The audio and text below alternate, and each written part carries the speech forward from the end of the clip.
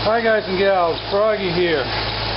This is my 2004 Z06 with a squeaky serpentine belt.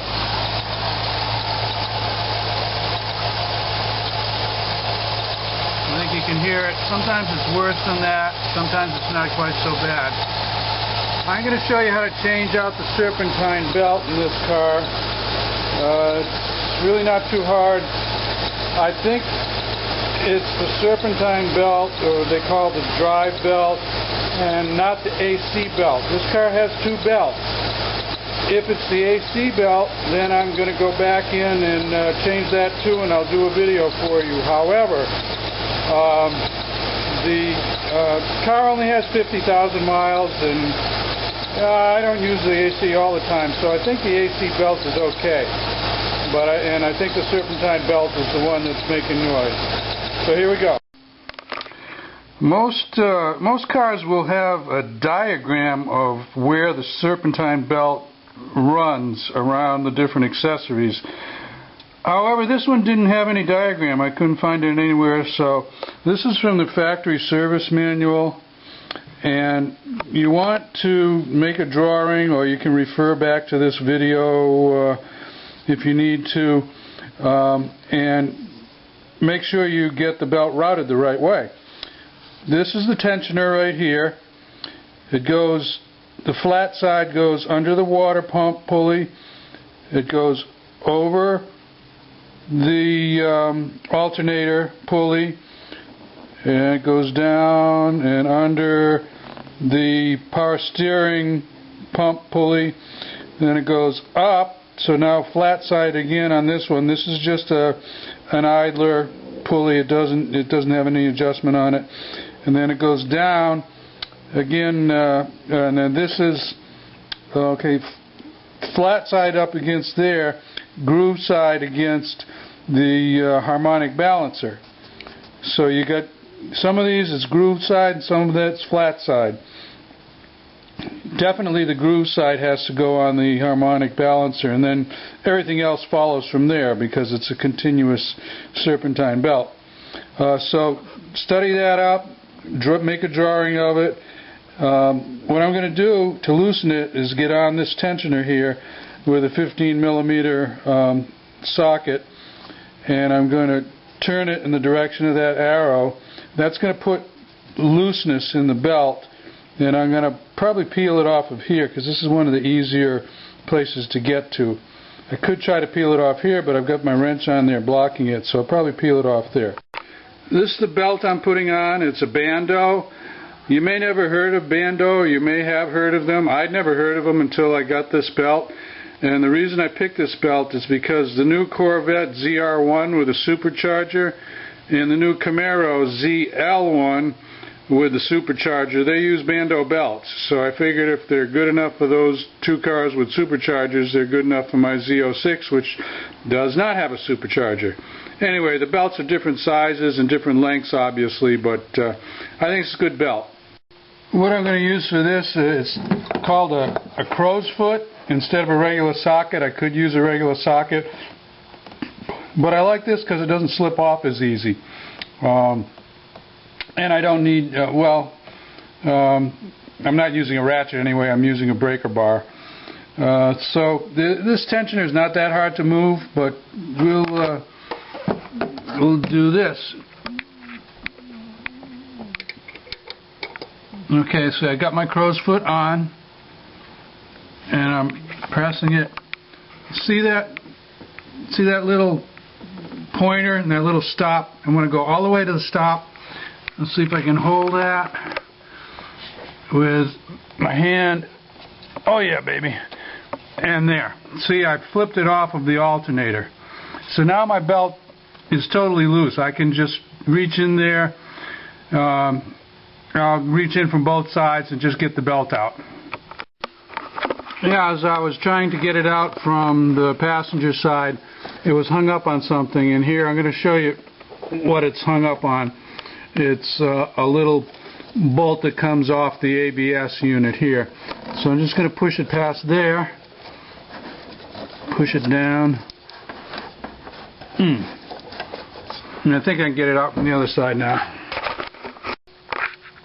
You just have to reach in with your nice long arm if you've got a long arm. I do. I would also take your watch off if you wear a watch, but just reach in and kind of fish it around anything that it's hung up on, and it should come right out the passenger side. Here we go.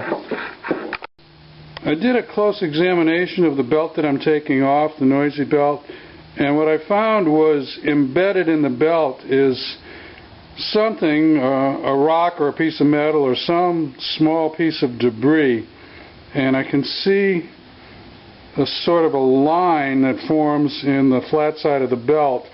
Now this flat side of the belt, remember, it rubs up against a lot of pulleys, not all of them, but it rubs up against some of them, and I'm wondering if that might be the cause of my squeak or squeal. More of a squeak than a squeal. I'm going to dig it out, see what it is, and then heck, I hope that bandeau belt's not too long. I'll have to look at where the tensioner ends up to see if it's too long. If it doesn't have enough tension on it, it's not going to be any good. I dug it out, and it was just a little tiny rock. I can't even find it. It just fell on the ground, and I'm not going to look for it, but trust me, it was very tiny, but it was just by pure happenstance, it was stuck in the belt, and it wasn't coming out of the belt. So I'm tempted to put this same belt back on. Yeah. Let's put this, well, no, I want to try the bandeau and see whether it's got enough tension or not. I'm going to put the bandeau on. Okay, there's the belt, the new belt, the bandeau belt. I'm feeding it in through the other side. I'm going to loop it around my power steering pulley and my alternator pulley, and then go water pump, and then go harmonic balancer. Actually, I take that back. I'm going to leave the alternator pulley for last. Now's a good time to spin all your pulleys and see if they make any noise. I'm pretty sure I've diagnosed this as the belt problem, but I'm going to spin them all like that and see if they make any noise. Some of them will spin, some of them won't.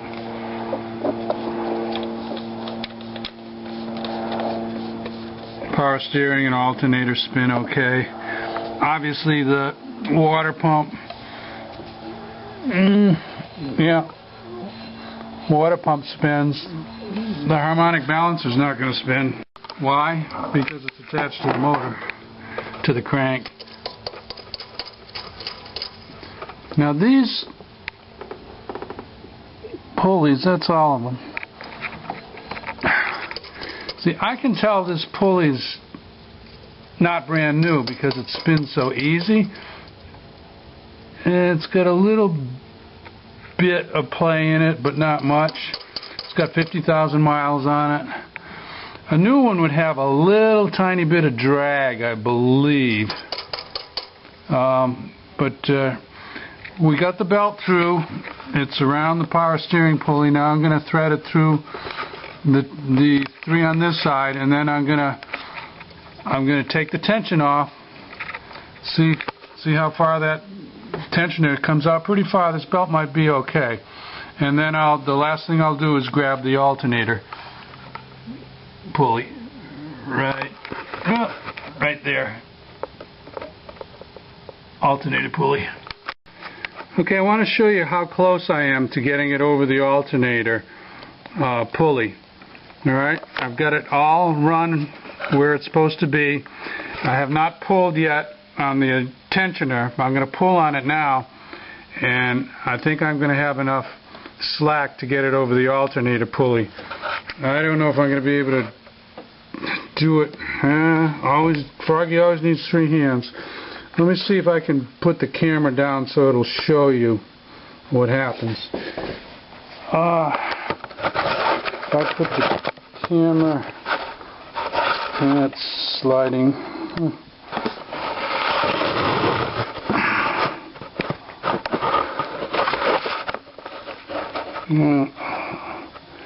Well, you guys have to take my word for it. I'm going to pull on the breaker bar, put more slack into it, and I'm going to slip this over right here, and I'll show it to you after it's done. There. That took like 5 seconds, but unfortunately I couldn't get the camera shot. Now I'm going to go back and see how much my tensioner is putting tension on there. See, this belt's a little longer because that line, see this,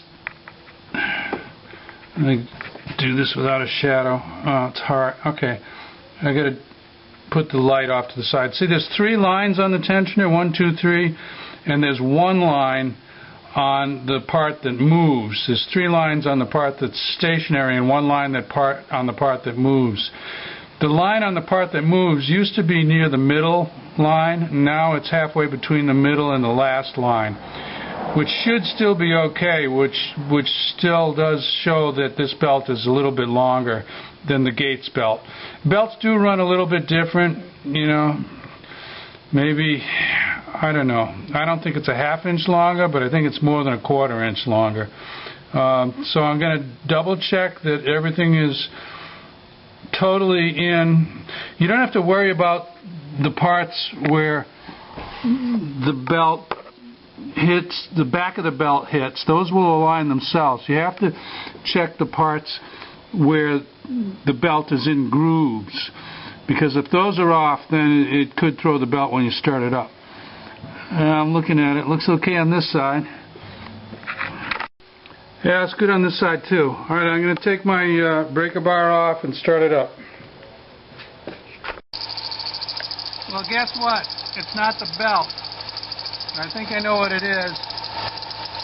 I think it's the upper pulley on the AC. I'm going to try and put the light on it there for you.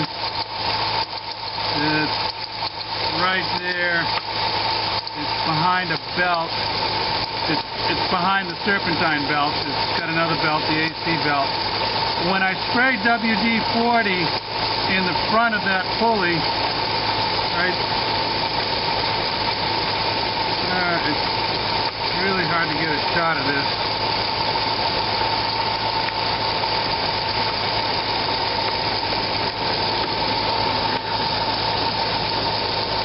Hold on.